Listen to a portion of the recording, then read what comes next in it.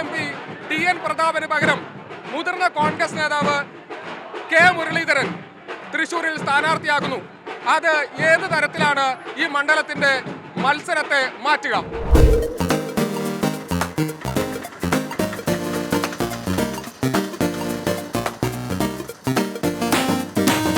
K മുരളീധരനെ സ്ഥാനാർത്ഥിയാവാണ് ഇവിടെ എന്ന് പറയുന്നത്. അങ്ങനെയാണെങ്കിൽ എന്തെങ്കിലും മാറ്റം ഉണ്ടാവും?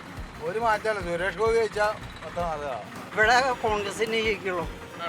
മുരളീധരൻ തന്നെ ജയിക്കുള്ളൂ. കരുണാകരന്റെ ഫാമിലി ആരും ഇവിടെ അങ്ങനെ രക്ഷപ്പെട്ടിട്ടില്ല.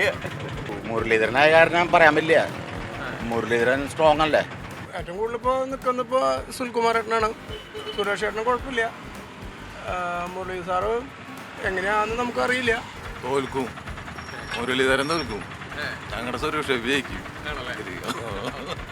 മുരളീധരൻ വന്നാൽ വലിയ മാറ്റത്തിന് വ്യത്യാസം വരുന്നില്ല. കുറച്ചോട്ട് കിട്ടും. ജയിക്കാൻ സുരേഷ് ഗോപിനെ സംശയമൊന്നും വേണ്ട. ആര് വന്നാലും കാര്യത്തില്ല. പ്രതാപിനെ കുറിച്ച് വലിയ മതിപ്പൊന്നുമില്ല.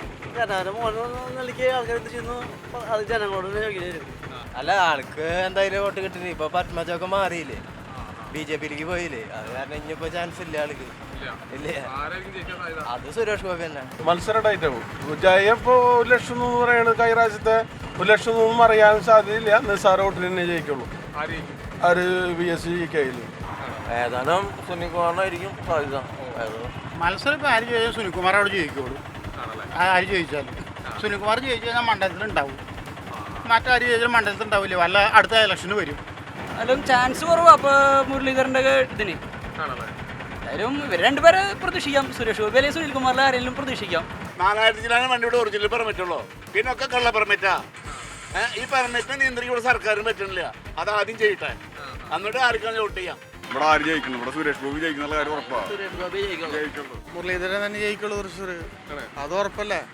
അല്ലാണ്ട് ആര് ജയിക്കാൻ ഇവിടെ എന്തുട്ട് ചെയ്തിട്ട് BJP-യോട്ടും കാര്യമില്ല. LDF കണ്ട നാട് പോലും കുട്ടിച്ചോറാക്കി നശിപ്പിച്ചില്ലേ. 100% കോൺഗ്രസ് തന്നെ.